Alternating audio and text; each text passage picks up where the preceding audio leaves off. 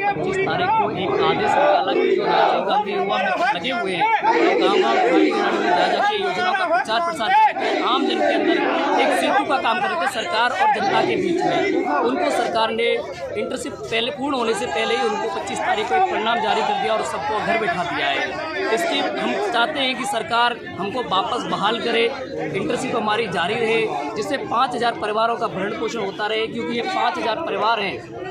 जो आम जनता के साथ सरकार के लेटर के अनुसार टारगेट करके प्रतिदिन 20 से 25 परिवारों को घर घर जाके, वो विधवा महिलाएं जिनकी कोई नहीं सुनता था उनकी हम सुनते थे, हम उनके घर जाके उनकी पेंशन, पालनहार, राशन है, उनको ई मित्र में जाके ऑनलाइन कराते थे, ना कि सरकार आती थी। सरकार योजनाएं तो निकालती थी लेकिन जनता को योजनाओं के बारे में नहीं पता होता था।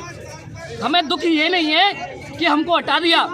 हमको तो दुख ये है कि जो हमने वो लाखों परिवार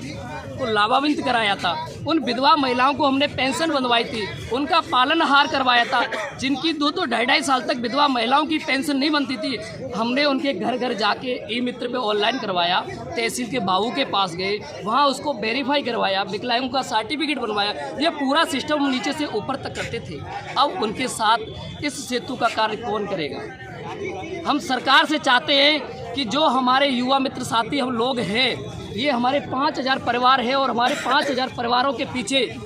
कम से कम 1 लाख परिवार है जो जीवन यापन हमारे सहारे से कर रहे थे योजनाओं के थ्रू। जो विधवा महिलाएं जिनके पास कोई सहारा नहीं था, बुजुर्गों का कोई सहारा नहीं था, उनके सहारे सिर्फ कौन थे? ये युवा मित्र थे, ये बहनें थी, ये भाई थे, हम ही लिखते, ना कि कोई सरकार थी। सरकार तो एक अपना आदेश जारी करती थी कि आप जाओ डोर टू डोर, गांव से बसा हुआ है, ग्रामीण गांव है या अड्डा बसा हुआ है, घर है, वहाँ पे जाओ, कोई व्यक्ति लाभ से वंचित नहीं रह पाए। तो हम नहीं बेरोजगार हुए, बेरोजगार तो सबसे ज़्यादा उनका हुआ है जो लाखों परिवार थे, उनके परिवार का भरण पोषण कैसे होगा?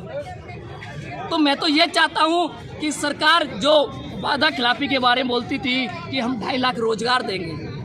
रोजगार तो आप जब दोगे जब मंत्रिमंडल, मेरे को तो ये कहने में आ रही है कि एक हमारे भजनलाल शर्मा,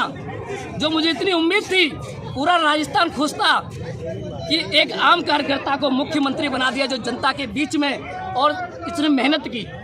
सब कुछ देखा, जमीनी स्तर से उठे। क्या उनको महसूस नहीं हुआ कि इन 5000 परिवारों को मैं घर बिठा रहा हूँ? इनकी भी आर्थिक स्थिति जैसी थी जैसी आपकी 20 साल पहले थी, जैसी 20 साल पहले आपकी मुख्यमंत्री थी, जैसी ये 5000 भाइयों की है। लेकिन मैं आपसे आशा करता था कि ये 5000 परिवारों के आप